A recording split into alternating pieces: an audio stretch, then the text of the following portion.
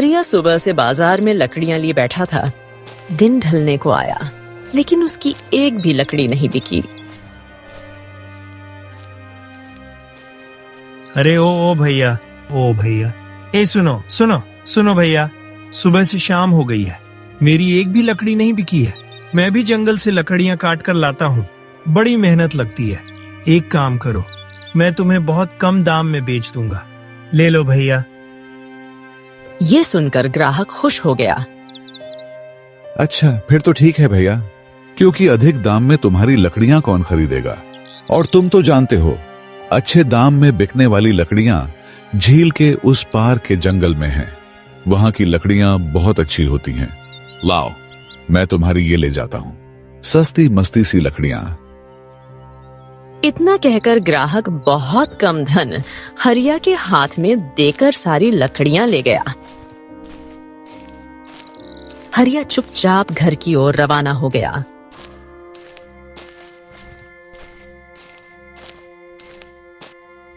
हरिया घर पहुंचा और अपनी पत्नी गौरी के हाथ में बहुत कम मुद्राएं रख दी। फिर से इतनी कम मुद्राएं? आखिर तुम्हारी लकड़ियां वो अच्छे दामों पर क्यों नहीं बिकती? अरे गौरी, तुम तो जानती हो ना, झील के उस पार के जंगल की लकड़ियों की गुणवत्ता बहुत अच्छी होती है और ग्राहक वही लकड़ियां लेना पसंद करते हैं। भाग्यवान, समझो तो सही। गौरी यह सुनकर डर गई। ना बाबा ना, मैं तुम्हें झील के उस पार के जंगल में नहीं जाने दूंगी। मैंने सुना है कि वो झील बड़ी ही रहस्यमयी है। गौरी, मैं क्या कह रहा हूँ, देखो, अगर कुछ दिन तक मेरी आमदनी नहीं बढ़ी तो फिर मैं झील के उस पार से ही लकड़ियां काटने जाऊंगा, है ना? अरे चलो चलो, अब जल्दी से खाना लगा दो, बहुत तेज भूख लगी है। गौरी ने तुरंत चूल्हा जलाया और खाना बनाकर हरिया के सामने परोस दिया। खाना खाकर हरिया और गौरी सो गए।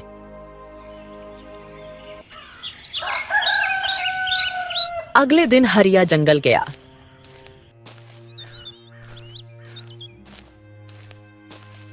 और मेहनत से लकड़ियां काटते हुए अपने आप से बड़बड़ाने लगा।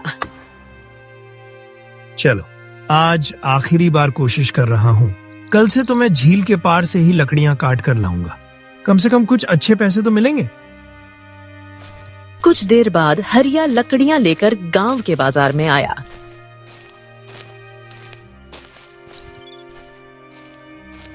सुबह से लेकर शाम तक बैठा रहा, मगर उसकी एक भी लकड़ी नहीं बिकी।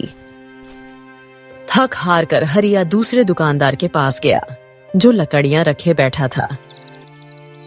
भैया, मेरी लकड़ियां तो सुबह से एक भी ना बिकी, तुम मेरी सारी लकड़ियां खरीद लो और जो कुछ भी देना चाहो दे दो। दुकानदार मुस्कुराया। ठीक है भैया, लाओ लाओ। हरिया ने सारी लकड़ियां दे दी। दुकानदार ने 5 मुद्राएं उसके हाथ में पकड़ाई। हैं?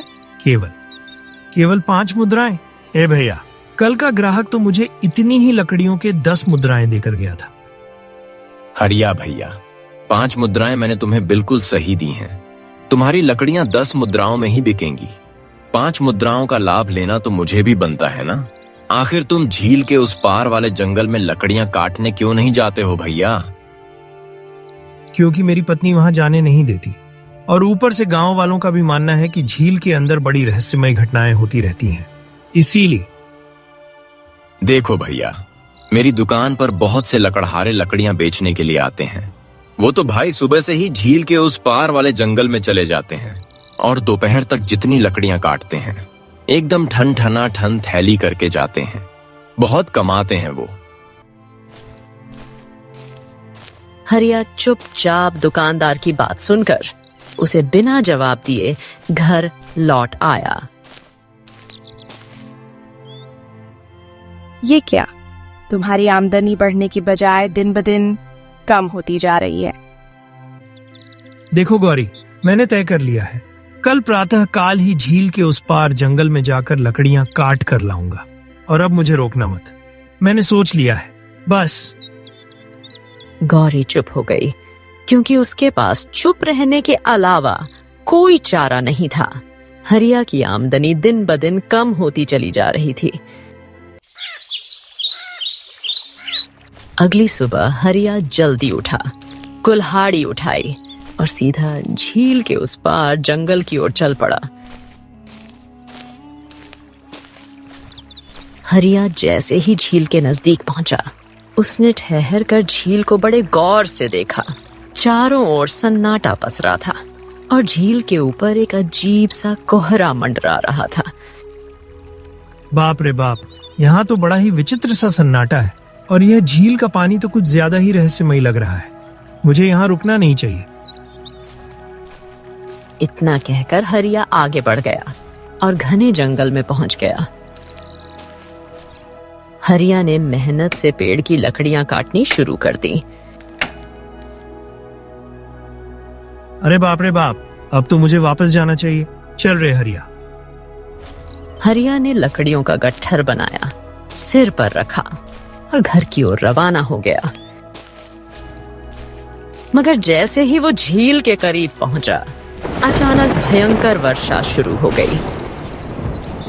अरे रे, हे भगवान, ये तो मेरे साथ सिर मुड़ाते ही ओले पड़ गए वाली कहावत हो गई। अरे लेकर चला नहीं। अरे अरे रे रे रे।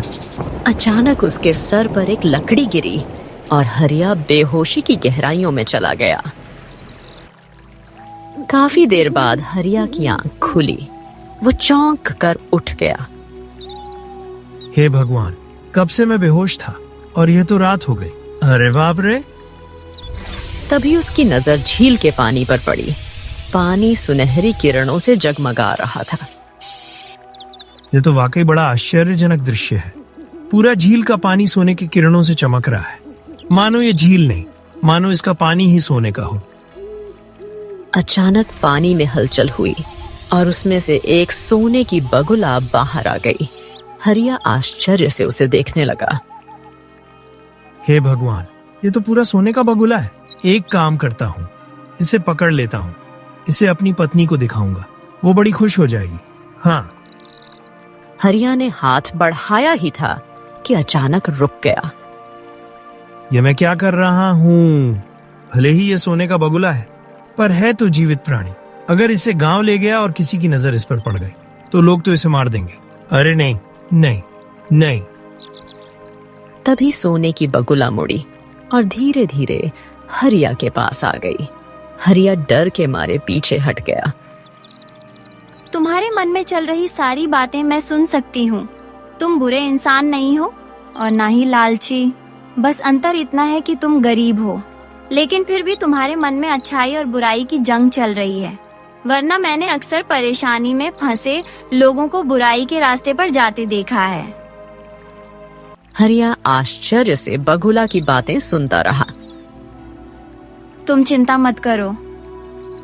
इतना कहकर बगुला ने एक सोने का अंडा हरिया के सामने रख दिया। इस सोने के अंडे को ले जाओ।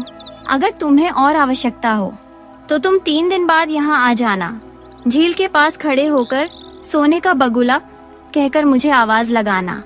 मैं सिर्फ तुम्हारी आवाज पर आऊंगी, वो भी इस वजह से कि तुम्हारा मन मेरे सोने जैसे शरीर की तरह शुद्ध है।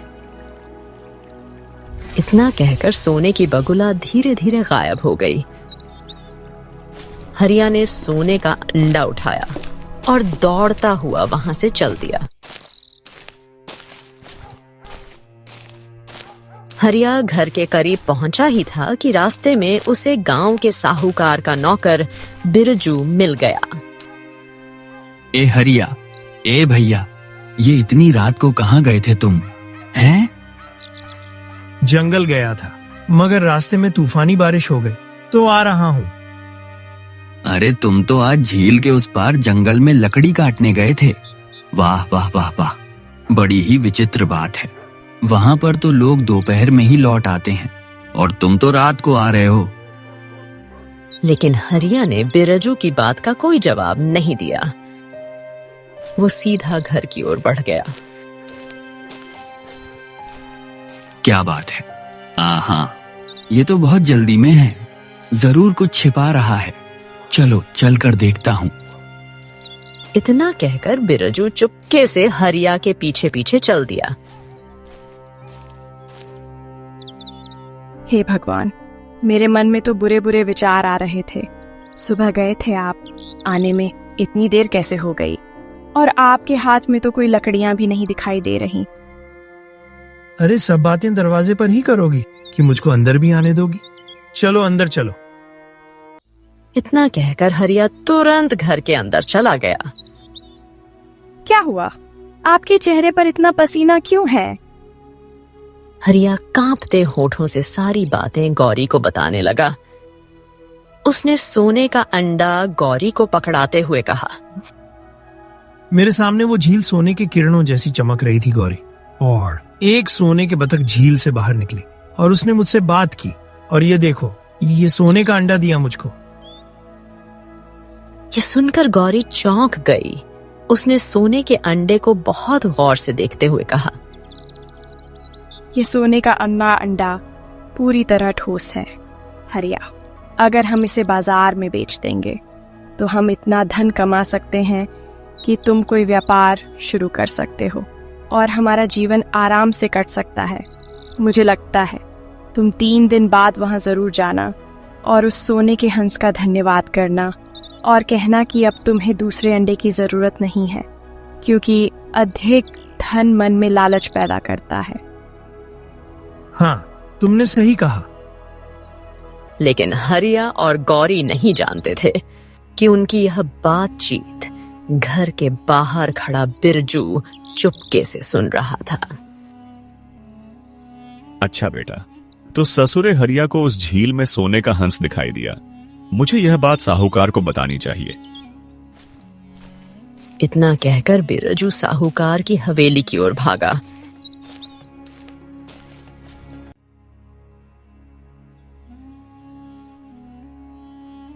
इतनी रात को बिरजू को देख साहूकार गुस्से से बोला, हाँ, अरे इतनी रात को क्या हो गया?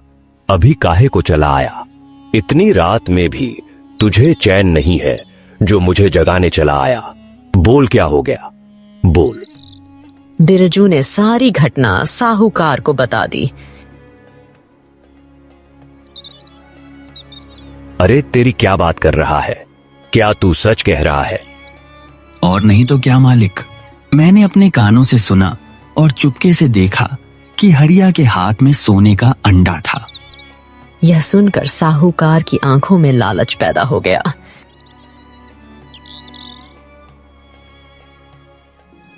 आय हाय हाय हाय हाय, सोने का अंडा। हाँ, और वो ससुरा मूर्ख हरिया एका ही अंडे से खुश हो गया। अरे वो सोने का बगुला तो मेरे पास होना चाहिए। यह सुनकर बिरजू खुश हो गया। वही तो, तभी तो मैं आया रात को। यह बताओ आगे क्या करने का इरादा है मालिक? अरे करने का क्या इरादा है? 3 दिन बाद जब हरिया फिर से झील के पास जाएगा, तब हम दोनों चुपके से उसके पीछे पीछे चलेंगे।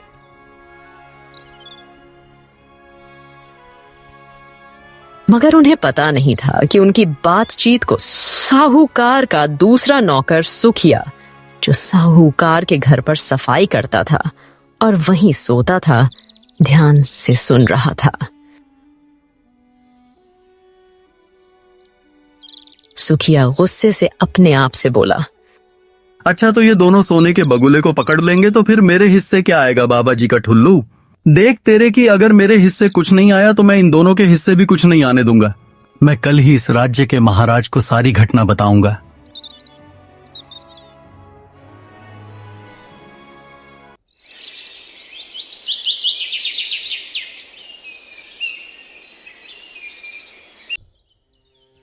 अगले दिन सुखिया राज दरबार में पहुंचा। राजा विक्रम सिंहासन पर बैठा था। सुखिया ने राजा विक्रम को सारी घटना बता दी। ये बताओ, क्या तुम सच कह रहे हो? ओहो काश, ये बात हमको पहले पता होती तो वो सोने का बगुला हमारे महल के बगीचे में टहल रहा होता और हमारे खजाने में सोने के अंडों का ढेर लगा होता। हम शाबाश, चलो अब तुम जा सकते हो, जाओ। राजा विक्रम ने तुरंत कुछ सोने के सिक्के सुखिया को दे दिए। सुखिया खुश होकर वहां से चला गया। राजा विक्रम मन ही मन बोला, अब हरिया उस सोने के बगुले के पास जाएगा, उसके पीछे साहूकार और बिरजू जाएंगे, लेकिन मैं उन तीनों से पहले ही झील के इर्द गिर्द छिपकर उन पर नजर रखूंगा।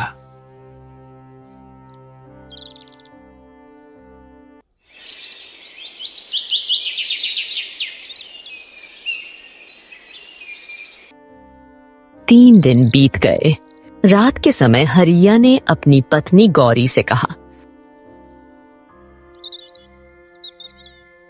गौरी सुनो भाग्यवान, अब मैं उस झील के पास जा रहा हूँ। ठीक है, मैं भी आपके साथ चलूंगी। हाँ तो ठीक है बे, हाँ तो ठीक है बे, तुम भी चलो मेरे साथ, चलो।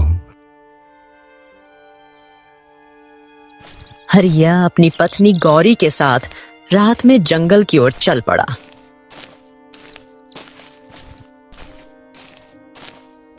दोनों कुछ ही देर में झील के किनारे पहुंच गए।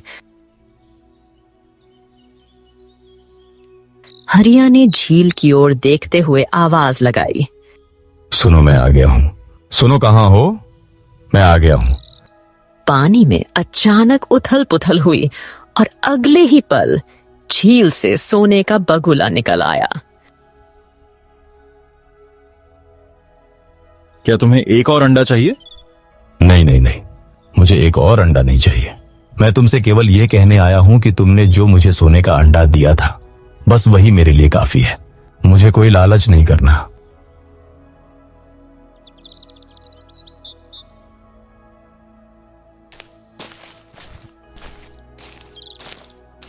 तभी झाड़ियों से साहूकार और बेरजू तलवार लेकर बाहर आ गए।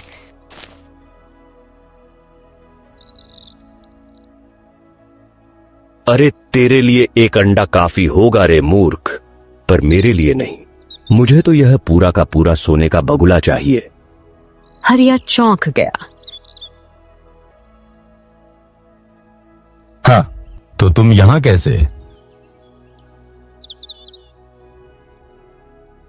तुमको का लगा रहा हरिया भैया कि हमको कुछ और पता ना चलेगा। जब तुम रात को डरे डरे लौटे थे ना, तभी हम सब कुछ समझ गए थे कि मामला गड़बड़ है। हमने तुम्हारी और तुम्हारी पत्नी की बातचीत सुन ली रही और सोने का अंडा देख लिया रहा। हमने तुरंत साहूकार को खबर दे दी रही रातई में। तभी झाड़ियों से राजा विक्रम तलवार लेकर बाहर आ गया।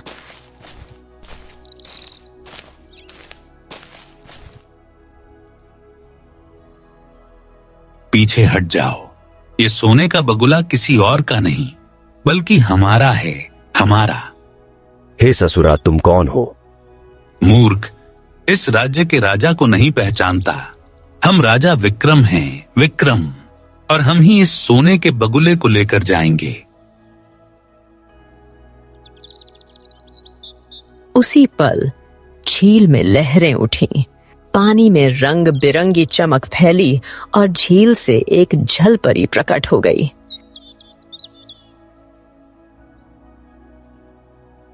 तुम्हारे तो दो दो दावेदार पैदा हो गए हैं, लगता है समय आ गया है। सोने का बगुला राजा विक्रम की ओर देखकर बोला,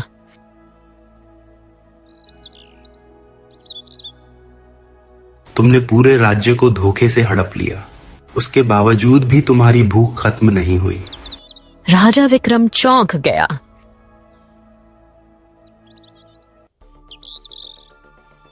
तुम्हें कैसे पता ये? मैं तुम्हारे बारे में सब जानता हूँ। वर्षों पहले तुमने धोखे से इस राज्य के राजा सूरज सिंह को इसी स्थान पर भेजा था, यह कहकर कि यहाँ कोई गुप्तचर छिपा है, और पीछे से अपने आदमी को उसकी हत्या करने के लिए भेज दिया था। फिर महल में झूठ फैलाया कि राजा सूरज भगवान की सेवा करने जंगल चला गया। बगुले की बातें सुनकर हरिया, गौरी और साहूकार भी स्तब्ध रह गए।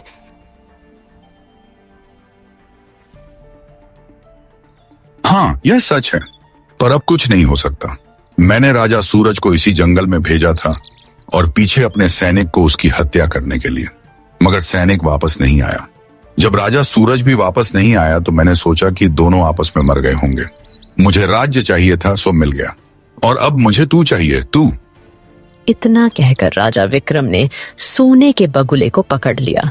तभी साहूकार ने गुस्से से राजा विक्रम को धक्का दे दिया। आलुआ राजा। अरे काहे का राजा, सच्चाई मेरे सामने आ चुकी है। तू राजा है ही नहीं, तू तो एक मामूली सैनिक है जो ससुरा राजा बन बैठा। मैं तुझको राजा नहीं मानता और मैं इस बगुले को लेकर ही जाऊंगा। साहूकार ने सोने के बगुले को पकड़ लिया। सोने का बगुला खतरे में है, इस बेचारे की क्या गलती है, इसे बचाओ। हरिया ने तुरंत साहूकार को धक्का दिया और सोने का बगुला छीन लिया।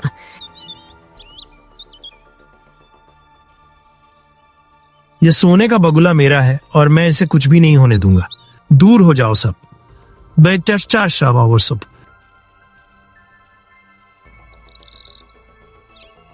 तभी जलपरी ने उन सब की ओर रहस्यमयी अंदाज में देखा और बोली, तुम तीनों ने इसे छूकर शापित कर दिया है। एड। सब स्तब्ध रह गए। अब जो कोई भी इसे ले जाएगा उसकी मृत्यु 9 दिन में हो जाएगी। और अगर तुम तीनों में से कोई भी सोने के बगुले को अपने साथ नहीं ले गया तो इस सोने के बगुले की मृत्यु हो जाएगी, क्योंकि यह अब शापित हो चुका है। यह सुनकर हरिया, साहूकार और राजा विक्रम सन्न रह गए। अरे अरे अरे भैया, अगर ऐसी बात है तो ठीक है, मुझको नहीं चाहिए भाई। मेरे पास भगवान का दिया हुआ सब कुछ है, मैं इसको नहीं ले जाऊंगा। जब जीवित ही नहीं रहूंगा तो धन का क्या फायदा। अरे भैया, जान बची तो लाखों पाए। क्या मुझे पागल कुत्ते ने काटा है जो मरूंगा? अरे मैं दूसरे को मार दूंगा अपने लिए, मुझे अभी बहुत जीना है।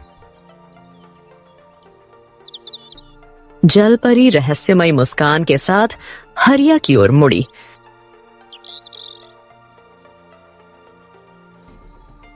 तुमने क्या सोचा है हरिया? अगर मैं इसे अपने साथ ले गया तो तुम्हारे कहने के मुताबिक मैं जीवित नहीं रहूंगा, लेकिन यह बगुला तो सही सलामत रहेगा ना?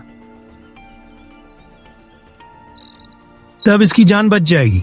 ठीक है, मैं तैयार हूं। हरिया ने इतना कहा ही था कि अचानक उसके हाथ से बगुला गिर गया।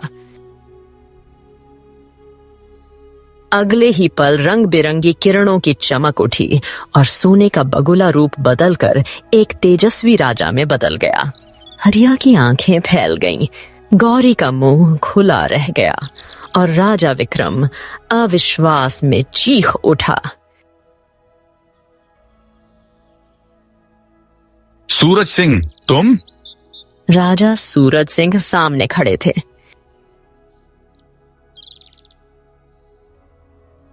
बरसों पहले मैं इस जंगल में रात के समय किसी की तलाश कर रहा था। तलाश करते करते अचानक एक व्यक्ति ने मुझ पर हमला कर दिया, मगर मैंने अपनी तलवार निकाली और उस व्यक्ति की हत्या कर दी और उसका शव इस पवित्र झील में फेंक दिया। जलपरी प्रकट हुई और क्रोधित स्वर में बोली,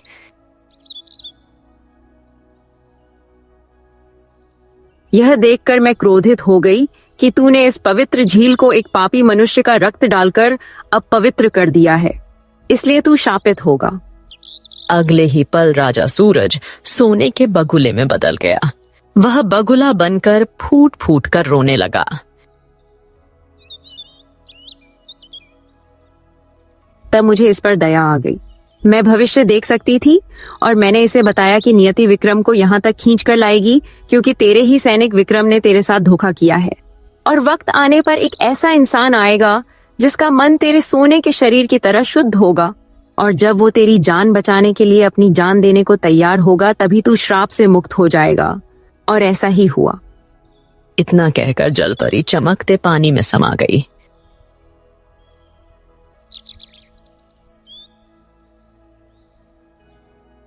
अब सामने खड़े थे असली राजा सूरज, हाथ में चमकती तलवार के साथ।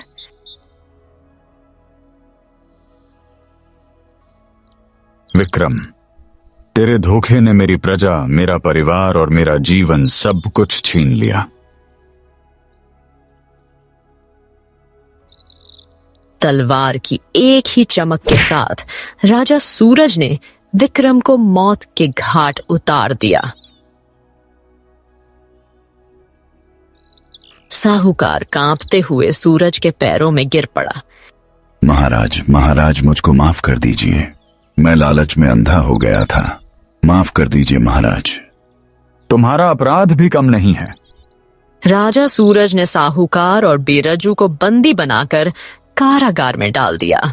श्राप से मुक्त राजा सूरज अपने सिंहासन पर वापस बैठ गया। उसने हरिया और गौरी को अपने सामने बुलाया।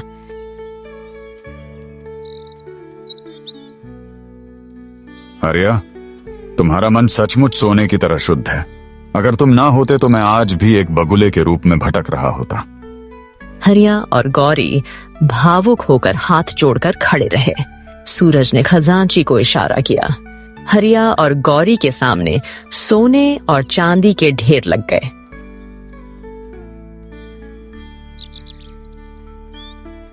अब से तुम महल के एक ऊंचे पद पर रहोगे और तुम्हारे परिवार को कभी किसी चीज की कमी नहीं होगी। हरिया और गौरी खजाने को देखते रहे। उनकी आंखों में खुशी के आंसू थे।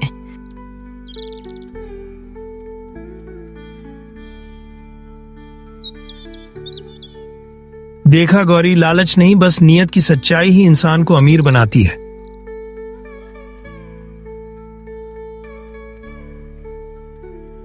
राजा सूरज के राज में फिर से न्याय लौट आया और हरिया अपना जीवन खुशी खुशी बिताने लगा।